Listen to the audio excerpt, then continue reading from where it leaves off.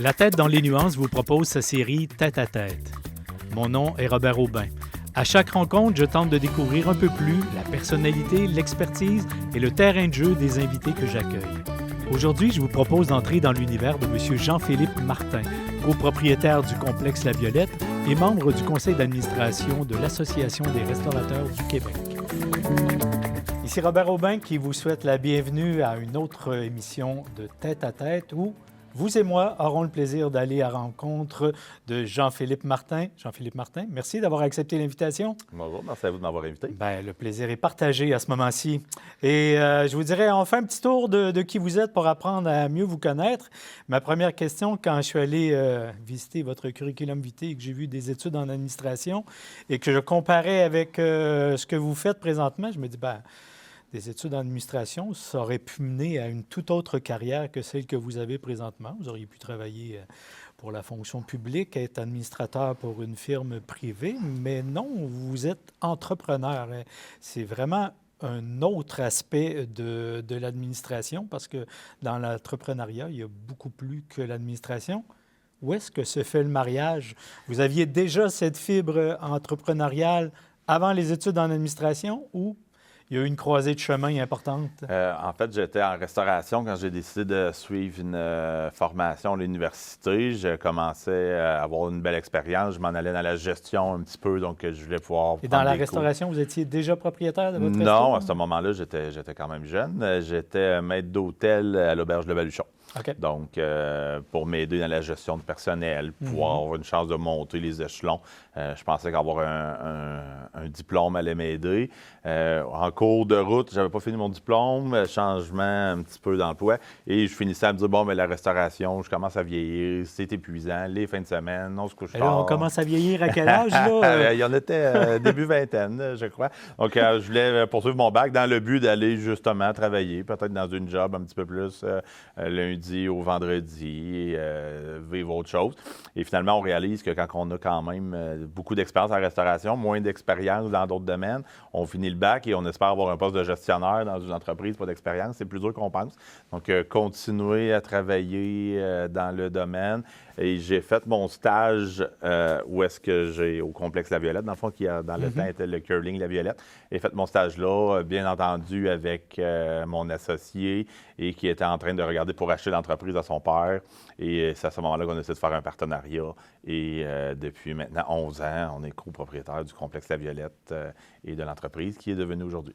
Bien, parlons-en de cette histoire-là, parce que tous ceux qui se rappellent du club de curling ou qui étaient eux-mêmes des curlers ont vu l'arrivée du complexe La Violette ou de ce concept-là avec une larme à l'œil parce qu'on allait fermer un des 2 centres de loisirs de curling qui restait à Trois-Rivières. J'imagine que ça n'a pas dû être facile de faire cette transition-là. Mais le complexe tel qu'il est devenu aujourd'hui, c'est déjà l'idée qui était là en tête? Pas du tout, pas du tout. Moi et mon associé, on est 2 joueurs de curling. Donc, fait quand même la compétition mon associé fait plus de la compétition de haut niveau. Lui, il travaillait là depuis 1998. Donc, il a vu le club de curling évoluer. On l'a gardé ouvert quand même 4 ans. Et finalement, c'était juste une décision d'affaires. Avoir un aréna, c'est extrêmement difficile. T'sais, on était à Trois-Rivières, les 2 seuls clubs de curling privés dans tout le Québec. Hein? Toutes les autres appartiennent soit à des coops, soit à des villes.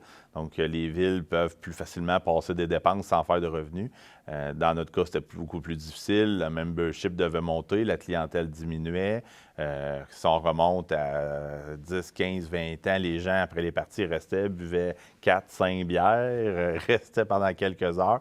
Et vous connaissez de nos jours les gens qui font plus attention à leur santé, la modération.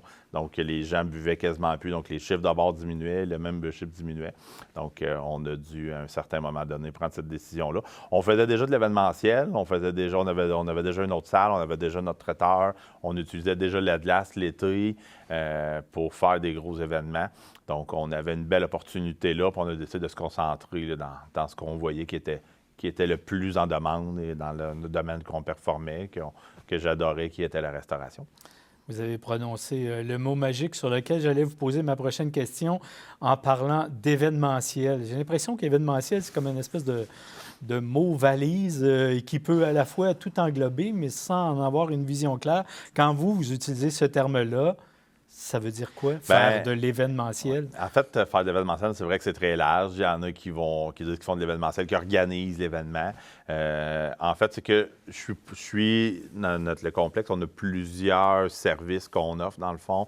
On est propriétaire des salles, dans le fond. Donc, souvent, les gens qui vont louer les salles, c'est pour faire un événement. On a notre service de traiteur sur place. Donc, on est capable de faire de la cuisine sur place. On est capable de sortir, faire des événements à l'extérieur. Les gens ne peuvent pas dire, on est deux, on vient manger au complexe La Violette ce soir. Donc, on est vraiment ouvert que pour des événements. Donc, que ce soit une réunion, que ce soit un mariage, que ce soit un party de Noël, que ce soit un gala. Donc, c'est vraiment là, des événements très précis. Mais ils peuvent commander des boîtes à lunch, je pense. Hein? Dans le service de traiteur, c'est le genre de service qu'on offre, effectivement. On a vraiment... on est tout seul, en fait, entre Montréal et Québec, à être capable de faire tous les services sans sous-traitant. Donc, on est la salle de traiteur. Comme on a dit, on a toute la décoration pour faire les mariages, les parties de Noël, donc avec toutes les nappes, toutes les couleurs, les centres de table. On a tout notre service multimédia, donc avec des écrans, les projecteurs, les micros, tout ce qu'on a besoin justement pour faire des réunions, pour faire des galas, pour faire des assemblées syndicales. Donc, on a vraiment tous les services qu'on a besoin pour créer un événement complet sous un même toit avec notre compagnie à nous. Vous m'amenez sur ma prochaine question parce que j'allais vous demander ce qui distinguait le complexe La Violette d'un centre de congrès, par exemple, ou de salles qu'on pourrait louer dans un hôtel, alors que j'ai l'impression que l'élément de base, c'est qu'on n'a pas de sous-traitance à gérer. Exact. On a un tout inclus. Oui, puis la facilité pour le client. Tu sais, quand tu organises un événement, bon, bien là, il faut que tu appelles la salle, tu réserves ta salle, tu appelles le traiteur, tu t'assures que tout est correct avec de la nourriture. Bon, bien après ça, j'ai besoin d'un écran. Fait que là, tu te ramasses que tu as 3-4 fournisseurs sur un événement. Les fournisseurs ne se parlent pas toujours non plus. Donc, c'est beaucoup plus difficile pour la personne qui organise ça. Donc, c'est là souvent qu'on a vu apparaître des organisateurs d'événements qui disent, bon, ben moi, je vais vous aider, puis je vais coordonner tous ces gens-là. Tandis que chez nous, c'est moi qui fais ce travail-là, mais c'est facile parce que c'est toujours les mêmes services à l'interne à ce moment-là. Donc, c'est sûr qu'au niveau des coûts, du temps d'organisation, mes clients, ils économisent énormément à ce niveau-là. Est-ce qu'il y a, en plus, je dirais, le seul mot qui me vient en bouche présentement, c'est le côté chaleureux de savoir que, une salle d'hôtel, ça ressemble à une autre salle d'hôtel, là, qu'on soit à peu près n'importe où au Québec, au Canada ou à travers le monde, ça se ressemble toujours. Ouais. Mais au complexe La Violette, on est dans un bâtiment qui a de l'histoire. Est-ce que ça compte dans l'expérience? Ça compte énormément. On essaie de garder le cachet le plus possible. La bâtisse date des années début 1900. C'était à l'époque un club de racketteurs. Donc, alentour, c'était toute de la forêt. Donc, les gens venaient pour aller faire de la raquette en forêt, revenaient et dans la section en avant, que nous on appelle la salle La Violette, il y a un gros foyer, les gens se réchauffaient, consommaient, j'imagine, de la bière à l'époque ou un café. Oui. Hein? Et à mon souvenir, il y a même des raquettes sur le foyer. Il y avait la grille à l'avant, j'ai encore la grille avec les raquettes, effectivement. Donc, la cheminée est encore d'origine. Il y a eu, à une certaine époque, un feu qui a ravagé quand même un petit peu la bâtisse. Ils l'ont rebâti. Et dans les années 50, 54, si je ne me trompe pas, le développement de Trois-Rivières a fait qu'il n'y avait plus de forêt alentour, la bâtisse n'avait plus de raison d'être. Et c'est là qu'ils ont construit le club de curling. Donc, deuxième section qui s'est faite à ce moment-là. Donc, construction du club de curling qui a fonctionné pendant plusieurs années, jusqu'en 98, où est-ce que, dans le fond, il y avait des investissements majeurs à faire dû au système de réfrigération qui était à l'ammoniac. À ce moment-là, le club qui appartenait aux membres n'avait pas de fonds de roulement assez important pour être capable de faire les investissements de plusieurs centaines de milliers de dollars. Donc, le club s'est retrouvé en faillite et c'est là qu'il a été racheté par le père de mon associé, Serge Brunel, à l'époque, et qui a opéré là, le club là, pendant plusieurs années avant que moi et son fils fassent l'achat de son entreprise. C'est assez fascinant parce que moi, j'ai connu le complexe La Violette à titre de curler dès mon adolescence. Et j'arrive difficilement à comprendre comment on arrive à faire autant avec un bâtiment dans lequel, moi, je ne voyais pas cette possibilité de développement. On parle de la location des salles, ça va, elles sont déjà là. Le traiteur, tous les services que vous avez annoncés, mais ça fait 1 an ou 2, le bar laitier qui s'est ajouté. Oui. Et à toutes les fois, autant dans le service de l'événementiel que dans ce bar laitier que vous avez ajouté, j'ai l'impression que vous jouez dans un domaine hautement compétitif où les concurrents sont nombreux. Alors, comment vous faites pour trouver le filon qui vous permet de vous démarquer chaque fois? Ouais. Donc, si on peut trouver un point positif à la COVID, ça a été ça. Nous, on s'est réinventé. On a voulu trouver quelque chose qu'on pouvait avoir à l'intérieur de notre bâtisse. Dans le fond, c'est le bureau du chef qu'on a transformé en bar laitier. Donc, on ne prenait pas beaucoup de pieds carrés à l'intérieur de notre bâtisse et on pouvait servir un produit directement à l'extérieur sans que les gens rentrent. Donc, même si la COVID revenait et qu'ils fermaient les restaurateurs, nous, on pouvait rester ouverts parce que les clients restaient à l'extérieur. Donc, ça a pris quand même quelques mois de pandémie à être à l'intérieur de notre grande bâtisse vide, à se poser des questions de qu'est-ce qu'on allait faire, de qu'est-ce qu'on allait devenir. Est-ce que nous, on allait tout simplement mettre une pancarte à vendre et se trouver un nouveau métier? On a eu beaucoup de temps pour penser là, durant cette pandémie-là. Et c'est là qu'on est venu avec cette idée-là de bar laitier, parce qu'on est quand même dans un milieu qui est très compétitif. On est très bien positionné avec la piste cyclable. On est sur le coin d'une rue qui est extrêmement passante, qui est le boulevard des Forges. J'ai beaucoup de clients qui viennent présentement pour le complexe, qui le voient, qui reviennent. On est quand même très présent dans notre communauté. On aime ça s'impliquer énormément, autant avec la communauté d'affaires, vous l'avez vu là, parmi mes implications, qu'on participe avec plusieurs causes. J'aime. Les causes font souvent des levées de fonds. Je pense à la Maison Carpe Diem, je pense à la Fondation Albatros, je pense à la Chambre de commerce qui ont besoin souvent de gens comme nous pour les aider à faire des levées de fonds et on s'implique énormément. Donc, ça aussi, on voit que les gens par la suite reviennent et apprécient beaucoup notre implication dans la communauté. Mais vous me présentez la crèmerie comme si c'était un projet qui allait de soi ou la meilleure solution, mais on pousse plus loin parce que je disais, la compétition est féroce dans ce domaine-là. Il y a un certain nombre de franchisés dans ce domaine-là à Trois-Rivières. Il y a des entreprises qui sont locales, mais vous n'avez pas juste ouvert une crèmerie, vous avez offert un produit qui n'existait pas ailleurs, là. Entre autres, un certain nombre de produits alcoolisés pour adultes. Ça, il fallait y penser. C'est venu comment? Bien, en fait, c'était dans les discussions. Il n'y a aucun bar laitier qui va payer un permis pour vendre de la boisson, pour le rajouter dans sa crème glacée. Alors que donc, vous l'aviez déjà? On l'avait déjà, vu qu'on était à l'intérieur de notre bâtisse. Fait qu'on s'est dit, on va pouvoir en profiter, on va l'utiliser. Et petit fait cocasse, en fait, c'est lors de la conférence de presse. On ne connaissait absolument rien dans le domaine du bar laitier quand on a ouvert ça. On s'est dit, on va ouvrir, on va être capable de faire des cornets pour commencer. Et durant l'été, si tout va bien, on va développer un menu qu'on avait appelé pour adultes. Et on avait annoncé ça un petit peu dans la conférence de presse. Et les journaux ont aimé beaucoup notre idée, le titre, le cornet du coin avec un menu pour adultes. Fait que là, on s'est dit, ben attends, on n'a pas le choix. Là, finalement, il va falloir qu'on le fasse tout de suite. Donc, on a travaillé les recettes. On a aimé, dans le fond, garder un petit peu de nous dans tout ça. Pour ceux qui nous connaissent, moi, puis on est associés, on est dans l'événementiel, on est dans le public, on est des gens qui sont assez festifs. On aime ça, dégager la joie, on aime ça avoir du plaisir avec notre entourage. Donc, on voulait mettre un petit peu de nous dans le cornet du coin. On est des gens qui encouragent aussi beaucoup les produits locaux. Donc, on a voulu aussi à l'intérieur, j'achète des fruits de la région pour mettre dans nos desserts. Les alcools sont des alcools locaux également qu'on utilise. Donc, on voulait faire un produit différent, justement, se démarquer. On ne voulait pas juste se réinventer durant la COVID. On voulait également offrir quelque chose de nouveau. On a aussi, à mon avis, la plus belle terrasse des bars laitiers à Trois-Rivières, dans le fond. Sur notre vieille bâtisse, on a l'avantage d'avoir des vieux arbres, des gros arbres matures. Donc, on a fait une super belle terrasse parce que les gens peuvent être assis tranquilles, profiter du soleil, profiter de l'ombre un petit peu des arbres pendant qu'on mange notre crème glacée, non pas être juste dans un petit stationnement et manger en vitesse son cornet. Pour embellir le tout, on a fait affaire avec une artiste qui s'appelle Laurence, qui travaille avec un organisme qui, elle, l'a créé et qui emploie des jeunes étudiants en art pour développer leur talent. Donc, on a une super grosse murale sur notre mur aussi qui a été travaillée par Laurence, qui est prof d'art, et de ses étudiants. Donc, nous, on a payé l'organisme, ça redonne l'argent aux étudiants également. Donc, on a quelque chose. On parlait beaucoup d'expérience client, dans le fond. Donc, nos cornets du coin, l'expérience par la qualité du produit qu'on offre, par le sourire de nos petits artistes du Cornet. Les gens, ils ont... Les artistes du Cornet, j'adore ça. Nos gens qui viennent manger, ben, peuvent en profiter. On met même une belle musique sur la terrasse. Donc, on a créé une ambiance complète là, qui n'est pas froid comme service là, au bar laitier à ce moment-là. Aux antipodes de la crème glacée. Exactement.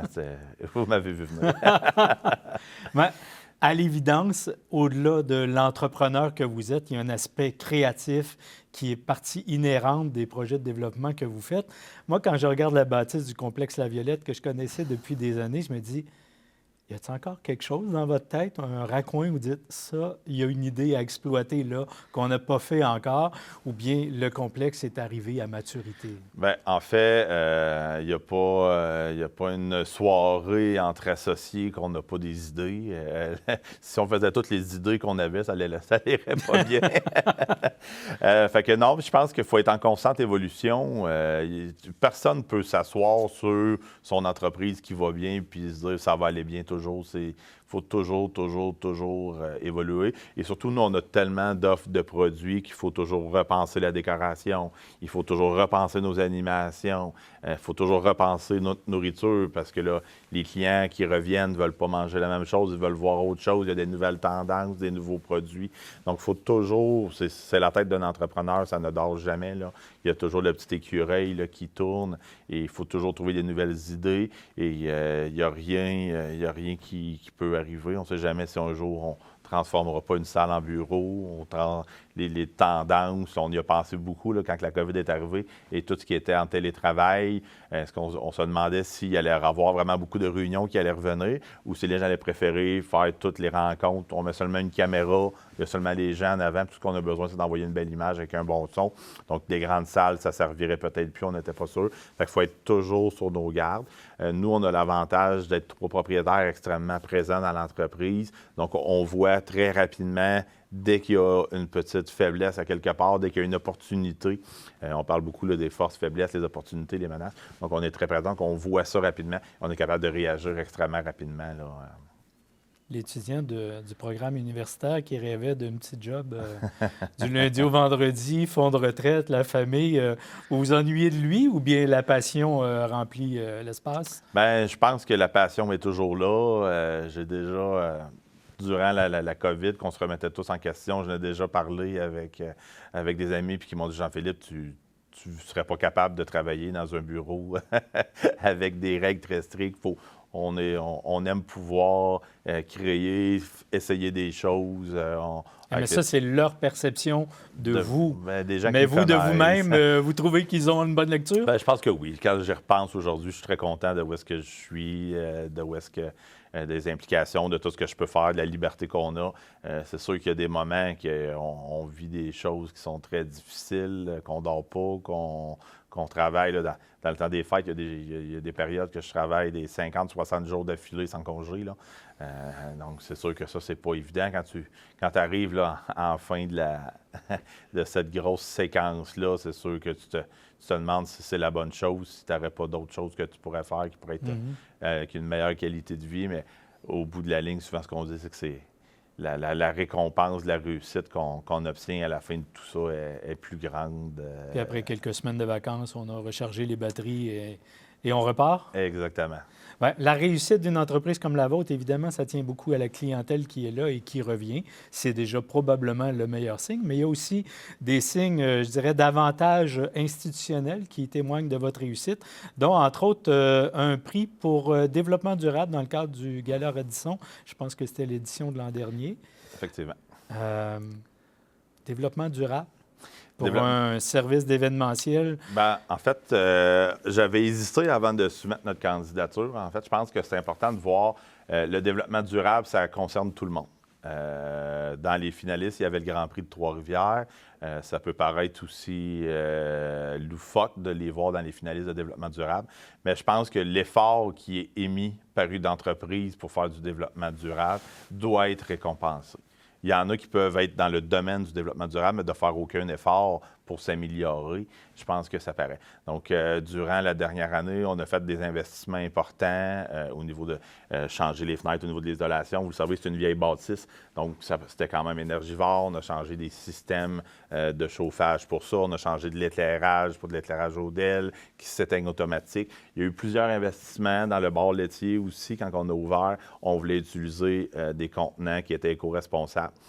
J'en ai parlé avec mon représentant, puis à cette époque-là, ça fait quand même pas tant d'années. Je trouvais qu'il n'y en avait pas beaucoup, ou quand il y en avait, il n'était pas beau. Puis il me disait, Jean-Philippe, je ne vois pas pourquoi tu fais ça, personne ne fait ça. Je le sais que personne ne fait ça, mais moi, je veux le faire. Puis je suis prêt à payer plus cher mon contenant pour faire ça aussi, tu sais. Donc, c'était dans nos valeurs, je savais qu'on s'en allait là. Fait que c'est tous des petits détails qu'au bout de la ligne doivent être récompensés. Puis si tout le monde faisait ces efforts-là, il y en aurait, si tout le monde voulait avoir des contenants, bien, il y en aurait plus, il y en aurait des plus beaux, ils seraient moins chers, mais il faut que le monde le fasse. Fait que je pense que c'est important quand même d'avoir été récompensé dans cette optique-là. C'est sûr qu'il y a eu des années que c'était Simon André qui fait des autos électriques. On peut avoir en tête qu'une auto électrique, c'est vert, donc on voyait dans cette catégorie-là, ça serait des entreprises qui font un produit vert. On ne pourra pas, dans notre temps, il faut être réaliste dans tout ça. Il y a l'économie humaine, l'humain vit, l'humain utilise un produit et il y a toujours de plus en plus d'humains. Donc, on va avoir besoin de développer des choses et ce qui est important, c'est qu'il y ait le meilleur raccommodement possible entre l'économie et le développement vert. On veut des parcs industriels verts, on veut que les entreprises soient le plus vite possible, mais il y a des produits qu'on va créer qui ne se rendront pas là puis qui doivent être consommés quand même. Là, je veux dire, on voudrait bien abolir le plastique aujourd'hui. On ne peut pas enlever le plastique partout, il y a besoin d'en avoir. Donc, qu'est-ce qu'on peut faire par la suite après ça pour travailler là-dessus? Et on a besoin d'entreprises qui veulent toutes mettre l'effort de ce côté-là. Là. Bien, bravo pour ça. Mais cette année, vous êtes en nomination dans la catégorie entreprise commerciale et restauration. Quand vous voyez cette appellation-là, est-ce que vous y voyez, si jamais vous gagnez le prix, on vous souhaite bonne chance d'ailleurs, est-ce que ce serait la reconnaissance du cœur même de l'entreprise ou bien de l'ensemble de l'entreprise qui serait touchée par ce prix-là? Bien, je pense que ça serait une belle reconnaissance dans notre domaine. Trois-Rivières est quand même une ville qui a beaucoup de restaurants, qui en a beaucoup qui travaillent extrêmement bien. Donc, je pense que oui, et on l'apprécie. On ne l'a pas gagné l'année passée, on était finaliste l'année passée. Donc, cette année, c'est sûr que ça nous ferait extrêmement chaud au cœur. Je pense que dans la région, le Gala Radisson est extrêmement bien reconnu. Et la popularité est très présente. Là. Cette année, le gala affiche complet a au-dessus de 612 billets vendus. Donc, l'engouement des gens de la région est là. On voit que les gens reconnaissent la valeur de ce prix-là et de l'effort qui a été mis là, par les entrepreneurs là, de ces entreprises présentes. Là. Comme si ce n'était pas suffisant. Les heures que vous mettez au complexe La Violette, vous avez accepté de siéger sur quelques CA, dont celui de la Chambre de commerce et d'industrie de Trois-Rivières, le CA de l'Association des restaurateurs du Québec, mais vous présidez aussi le regroupement des chambres de commerce de la Mauricie. Et je me disais, est-ce que notre milieu économique, celui représenté par les chambres de commerce, se démarque d'une quelconque façon à l'échelle provinciale? Est-ce que la Mauricie a un cachet particulier en termes de milieu d'affaires? C'est sûr que oui. Là, on ne peut pas parler de la Mauricie présentement sans parler de la vallée de la transition énergétique. Cette vallée-là, je pense qu'il va apporter un très grand bien à notre région. Un des premiers facteurs que je trouve très intéressant, sans même qu'il y ait quoi que ce soit qui ait commencé, la collaboration entre les villes. On a arrêté de voir chaque ville individuellement comme c'est moi qui dois avoir l'industrie, c'est mon terrain, je vais le vendre moins cher pour aller chercher l'industrie sur mon terrain parce que ça va me rapporter les taxes. On voit ça comme un tout. Et de plus en plus, c'est ça qui va être important parce que la compétition n'est pas juste entre les villes, n'est pas juste entre les régions. La compétition est au travers du monde aujourd'hui. Et je pense que d'avoir une région forte, un Québec fort, c'est ce qui va nous différencier et ce qui est vraiment important pour nous présentement. Donc, pour avoir discuté avec certains acteurs du milieu, notre vallée qui se développe présentement.